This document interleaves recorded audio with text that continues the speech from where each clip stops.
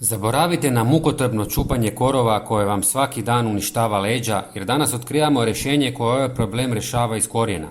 Divlje biljke u dvorištu nisu samo estetski problem koji ružno izgleda, već su prava mala tempirana bomba za vaš posjed.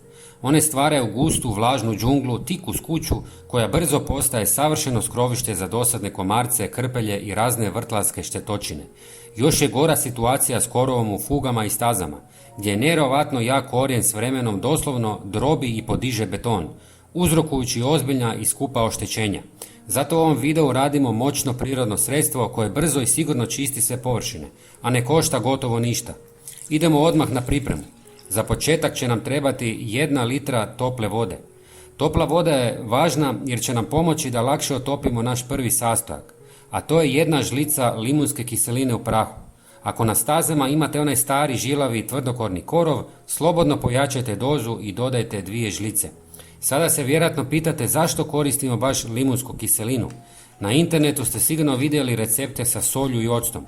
Međutim, na tom koraku mnogi nesvjesno naprave grešku jer tim sredstvima doslovno natapaju i zalijevaju zemlju, što može privremeno oštetiti njezinu plodnost.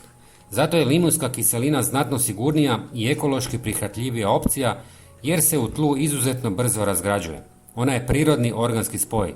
To znači da je mikroorganizmi u tlu izuzetno brzo razgrađuju i ona već nakon nekoliko dana potpuno nestaje bez ikakvih štetnih ostataka.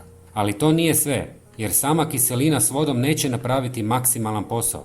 Sljedeći sastojak je izuzetno važan za uspjeh ovog recepta. U našu mješavinu dodat ćemo 1 žlicu deterdženta za suđe. Ja osobno uvijek biram neki organski, ekološki deterdžent. Zašto je deterdžent toliko važan? On ovdje igra ulogu ljepila. Listovi korova često imaju glatku voštanu površinu. Bez deterdženta naša bi tekućina samo skliznula s lista ravno u zemlju prije nego što uopće stigne djelovati.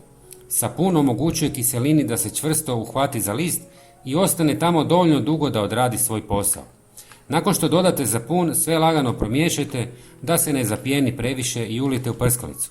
I sada dolazimo do najvažnijeg dijela, jer na sljedećem koraku većina ljudi pogriješi i onda misle da recept ne radi dobro. Prskajte isključivo po najjačem suncu. Ako ovaj tretman napravite rano ujutro dok je rosa, u hladu ili pred kišu, kiselina će se samo isprati i korov će preživjeti. Tek u kombinaciji s visokom temperaturom i jakim sunčevim zrakama, ova smjesa doslovno sprži list u samo nekoliko sati. Nanesite je u obliku fine maglice izravno na lišće i rezultat ćete vidjeti već istog dana.